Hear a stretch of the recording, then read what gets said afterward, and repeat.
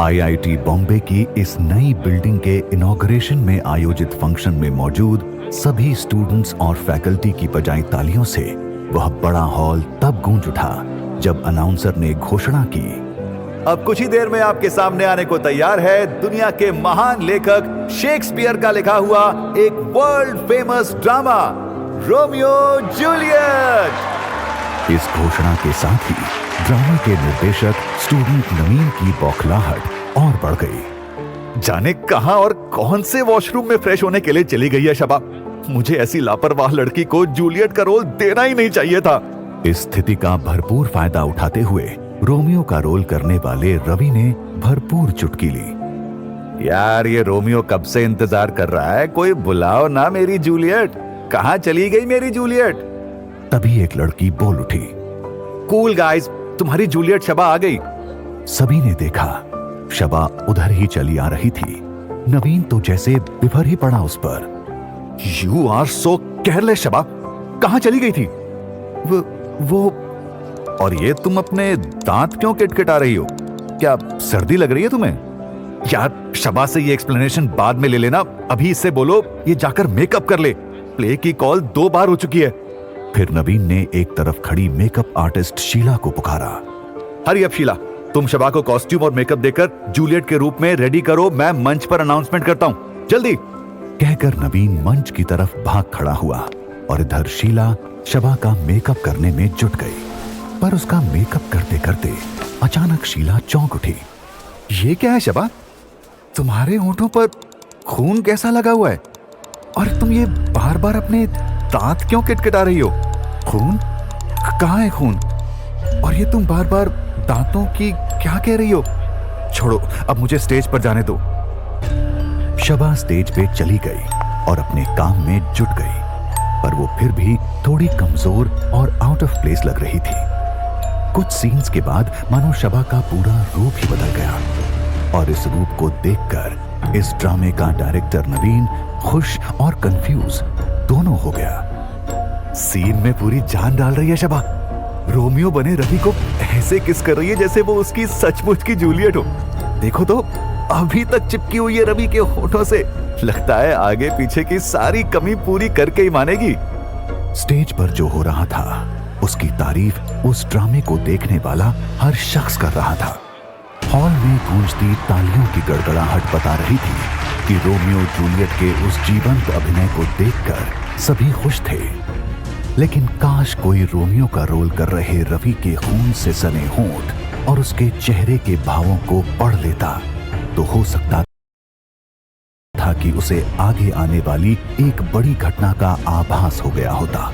लेकिन होना तो कुछ और था और उसकी शुरुआत रवि के स्टेज से उतरते ही हो गई, जब एक सीनियर्स की टीम ने उसे स्टेज से उतरते ही रोक लिया। वाह रवि साहब, क्या एक्टिंग की है तुमने रोमियो की, गजब। क्यों सुरेश? सीनियर्स की उस टीम का लीडर रंजीत रवि से बोला, गजब एक्टिंग की है भाई, और वो किसिंग वाला सीन तो एकदम फारू था। पास ही खड़ा गामा नाम का साथी भी बोल उठा, बंदे को एक बार जूलियट को किस करने का मौका मिला तो ऐसा चिपक गया कि छूटे नहीं छूट रहा था। अचानक रवि के दांतों ने तेजी से किटकिटाना शुरू कर दिया। मुझे जाने दो, मेरी तबीयत ठीक नहीं है, मुझे शायद सर्दी लग रही है। रंजीत ने आगे बढ़कर उसकी बांह ही पकड़ ली। चले जाना प्यारे, जरा बता तो जाओ उस किस में मजा कितना आया था। जवाब देने की जगह रवि ने रंजीत का हाथ झटक दिया और बोला, छोड़ दो मुझे, जाने दो। रवि का इतना करना ही गजब हो गया। अबे रंजीत को एटीट्यूड दिखा रहा है, इतनी हिम्मत तेरी। सुरेश, गामा, पकड़ साले को, इसको बताता हूं कि सीनियर्स की डिसरिस्पेक्ट करना क्या होता है। अब इससे पहले कि रवि कुछ समझ पाता, सुरेश और गामा नाम के स्टूडेंट ने उसे दबोच लिया। रवि उनसे बचने की भरपूर कोशिश कर रहा था, लेकिन एक तो रवि बुरी तरीके से घबराया हुआ था और दूसरा उसका सामना 2 व्यक्तियों से था, इसीलिए उसकी एक नहीं चली। इसी दौरान रवि औंधे मुंह जमीन पर पड़ा और दर्द से कराहने लगा। उसके दर्द का रंजीत और उसके साथी पूरा मजा लेने लगे। अचानक रवि के मुंह से तेज गुर्राहट निकलने लगी और उसके दांत तेजी से किटकिटाने लगे। और फिर देखने वालों की आंखों को दिखा वह आश्चर्यजनक दृश्य जो उनकी कल्पना से परे था। रवि का साधारण चेहरा अब भयंकर रूप धारण कर चुका था। उसके चेहरे की खाल जगह जगह से फट गई थी, जहां से खून रिस रहा था। उसकी आंखें ऐसे नजर आ रही थीं जैसे अभी वे कटोरियों से उबल पड़ेगी। उसके आगे के 2 दांत किसी खूंखार जानवर की तरह नुकीले होकर बाहर निकले दिखाई दे रहे थे। जीभ उसकी कुत्ते की तरह बाहर को लपलपा रही थी और उससे लार टपक टपक कर नीचे गिर रही थी। उसके हाथों के नाखून एकाएक कई इंच लंबे हो गए थे। उसके मुंह से आवाज निकली तो ऐसा लगा जैसे घायल खूनी भेड़िया गुर्रा रहा हो। ये सब क्या हो रहा है रवि के साथ? अच्छा खासा रवि अचानक शैतान में बदल गया। लगता है बहुत बड़ी गड़बड़ हो गई है। भागो यहां से। रंजीत के मुंह से निकलने वाले आगे के शब्द चीख में बदलते चले गए और उसका कारण था रवि का वह शरीर जो रबड़ के गुड्डे की तरह उछलकर उससे आ टकराया था। इस जोरदार टक्कर से रंजीत उछलकर दूर जा गिरा और अब इससे पहले कि रंजीत संभल पाता, रवि के शरीर ने एक बार फिर छलांग भरी और देखते ही देखते रवि रंजीत की छाती पर जा सवार हुआ। और अभी एक पल भी नहीं गुजरा था कि देखने वालों को दिखा वह विभत्स दृश्य। भयंकर तरीके से अपने दांत किटकिटाते हुए रवि के बाहर की तरफ निकले दोनों नुकीले दांत रंजीत की गर्दन में पैबस्त होते चले गए। और फिर एक क्षण बाद रवि ने जो अपनी गर्दन को झटका मारा तो रंजीत की गर्दन की सारी नसें उसके नुकीले दांतों के साथ खिंचती चली गई। खून का एक फव्वारा सा रंजीत की गर्दन से फूट पड़ा और वह किसी हलाल होते बकरे की भांति चीख उठा। सुरेश ने तेजी से बढ़कर रवि को रंजीत से अलग करने की कोशिश की तो रवि के खूनी पंजों का शिकार हुआ वह। रवि ने अपने तेज नाखूनों से उसका पूरा मुंह नोच लिया। पीड़ा से टकराता सुरेश पछाड़ खाकर जमीन पर गिरा। दहशत की वजह से सुरेश बेहोश हो गया था। इस सारे दृश्य को देखकर अब कोई भी वहां खड़ा रहने की हिम्मत न जुटा सका। सभी अपनी जान छोड़ भाग खड़े हुए।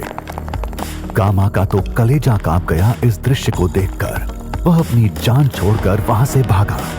इधर शैतान बन चुके रवि ने रंजीत के गले से निकलते खून के फव्वारे से अपनी जीभ लगा दी और फिर किसी प्यासे कुत्ते की तरह उस खून को पीने लगा, जबकि रंजीत अभी भी चीखता हुआ अपने आप को छुड़ाने के प्रयास में लगा हुआ था, लेकिन सफलता उसके हाथ नहीं लग पा रही थी। एक पल बाद ही एक और कलेजों को कंपा देने वाला दृश्य दिखा। शैतान बन चुके रवि ने खून पीना छोड़कर अब अपने दोनों हाथ हवा में लहराए और फिर जबरदस्त तरीके से किटकिटाते दांतों के साथ एक झटके से उसके दोनों हाथों के पैने नाखून रंजीत की छाती में धंस गए। इसी के साथ रवि ने एक पल के लिए आसमान की तरफ मुंह उठाकर एक तेज हुंकार भरी और फिर उसने अपनी पूरी ताकत लगाकर अपने नाखूनों से रंजीत के सीने को तरबूज की तरह फाड़ डाला। रंजीत के सीने से निकलने वाला खून रवि के चेहरे को नहलाता चला गया, लेकिन अब वह खून रवि का लक्ष्य नहीं था। उसने अपने हाथों से रंजीत के फटे हुए छाती में नजर आते धड़कते कलेजे को पहले अपने हाथ में दबोचा और फिर एक झटके से उसे बाहर निकाल लिया। रंजीत आखिरी बार जोर से चीखा और फिर हमेशा के लिए शांत हो गया।